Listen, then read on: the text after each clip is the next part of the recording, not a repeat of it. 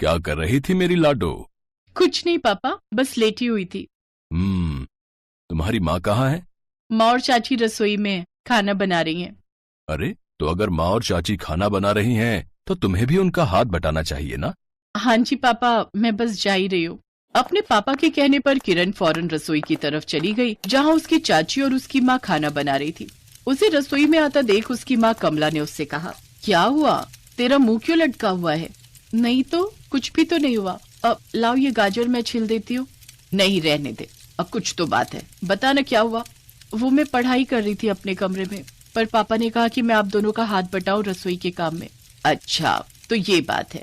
कोई बात नहीं बेटा, जब तेरे पापा खाना खाकर खेत पर वापस जाएंगे ना, तब तू पढ़ लेना, ठीक है? ठीक है माँ।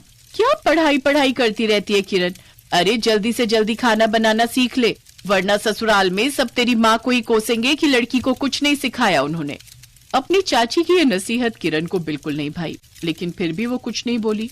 दरअसल किरण के पिता हरीश दो भाई थे, बड़े हरीश और छोटा सतीश। हरीश की शादी कमला से हुई थी, जबकि उमा छोटे भाई सतीश की पत्नी थी। घर में दो ही बच्चे थे, हरीश और कमला की बेटी किरण और सतीश और उमा का बेटा राहुल। ये सभी एक ही घर में रहते थे। किरण दीदी, तुमने आगे का क्या सोचा है? आगे का मतलब? अरे मतलब 12वीं के बाद क्या करोगी? मतलब शादी करके कौन से गांव जाओगी? क्योंकि ताऊजी तो तुम्हें आगे तो पढ़ने नहीं देंगे। राहुल बहुत ही शैतान और मतलबी किस्म का लड़का था, ठीक अपनी माँ उमा की तरह। वो अपनी बड़ी बहन किरण को ताना मारकर चला गया। दरअसल किरण आगे पढ़ना चाहती थी, जीवन में कुछ बनना चाहती थी, लेकिन उसके पापा हरीश पुराने ख्यालों के थे। उन्होंने तो किरण के लिए रिश्ते भी देखना शुरू कर दिया था। हालांकि किरण की माँ कमला किरण की खुशी के लिए उसे आगे पढ़ाना चाहती थी। जैसे जैसे 12वीं की परीक्षाएं पास आने लगी, किरण घबराई घबराई सी रहने लगी। उसे परीक्षाओं का डर नहीं था, बल्कि उसे डर था उसके सपनों के टूट जाने का, और उसका ये डर उसकी माँ कमला अच्छे से समझ रही थी।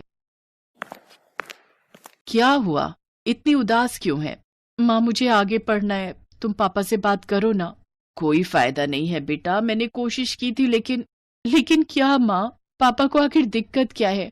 राहुल के लिए तो इस घर में बहुत बड़ी बड़ी बातें होती हैं, जबकि वो तो पढ़ाई में मुझसे अच्छा भी नहीं है। अगर वो आगे तक पढ़ सकता है तो आखिर मैं क्यों नहीं? किरण के सवाल का कमला के पास कोई जवाब नहीं था, इसीलिए वो किरण से बिना कुछ कहे वहां से चली गई। किरण कुछ देर वहीं बैठी रोती रही। फिर उसने देखा कि उसका भाई राहुल कोई किताब पढ़ रहा है। किरण उसके पास गई और उसकी किताब में झांकने लगी। क्या देख रही हो दीदी? ये पीएससी का सिलेबस है, एक सवाल भी हल नहीं कर पाओगी। और अगर कर दिया तो मान जाऊंगा तुम्हें। किरण ने उस चुनौती को स्वीकार किया और झट से 4-5 सवाल राहुल के सामने ही हल कर डाले। राहुल का मुंह खुला का खुला रह गया। किरण मुस्कुराकर वहां से चली गई। ऐसे ही वक्त बीतता गया और फिर किरण का 12वीं का रिजल्ट आया। उसने अपने स्कूल में टॉप किया था, लेकिन किसी को इस बात से फर्क नहीं पड़ रहा था। जबकि राहुल जो ठीक ठाक नंबरों से पास हुआ था, उसके लिए उसकी मनपसंद खीर पक रही थी। हालांकि कमला के पास अपनी बेटी के लिए खुशखबरी जरूर थी।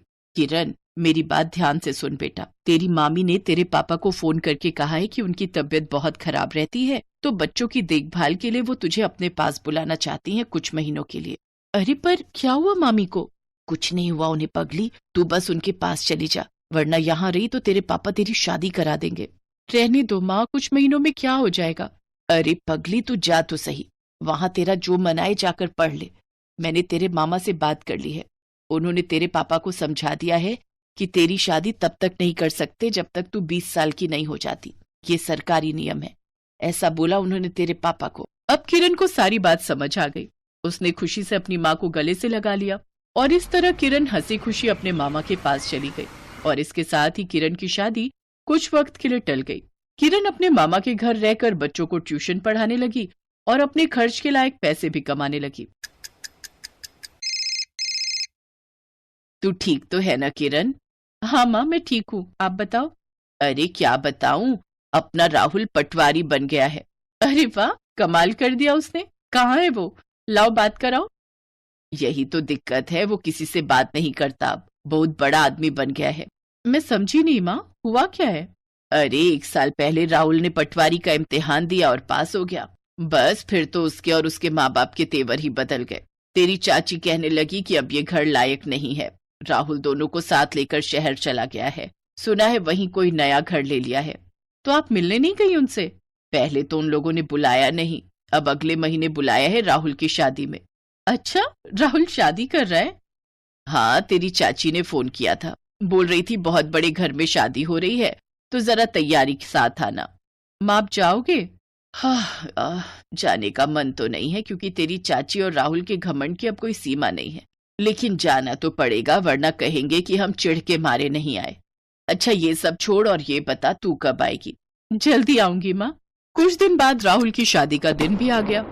राहुल के ससुराल वालों ने शादी पर बहुत खर्चा किया था। शादी देखकर कमला और हरीश को बहुत खुशी हुई, लेकिन ना तो उनसे राहुल ने कोई बात की और ना ही उमा या उसके पति सतीश ने। बेचारी कमला और हरीश एक कोने में ही बैठे रहे और इंतजार करने लगे कि कब फेरे पूरे हों और कब वो अपने गांव वापस चले जाएं। लेकिन तभी लाल बत्ती लगी एक गाड़ी गेस्ट हाउस के बाहर आकर रुकी। उस गाड़ी की आवाज सुनते ही राहुल गेट की तरफ भागा। तभी उसकी माँ उमा ने आवाज लगाई, कहाँ जा रहा है राहुल? अरे माँ, मेरे सीनियर आए, मैंने बड़ी मिन्नतों से उन्हें शादी में आने के लिए मनाया था। आ जाओ, अभी आओ, उनका बढ़िया स्वागत करना है। राहुल की बात सुनते ही राहुल के माँ बाप और उसके ससुराल वाले कार के सामने हाथ जोड़कर खड़े हो गए। कार का गेट खुला और उसमें से साड़ी पहने हुए किरण बाहर निकली। किरण अब उस जिले की नई डिप्टी कलेक्टर थी। किरण ने जाते ही सबसे पहले अपने पापा और माँ के पैर छुए।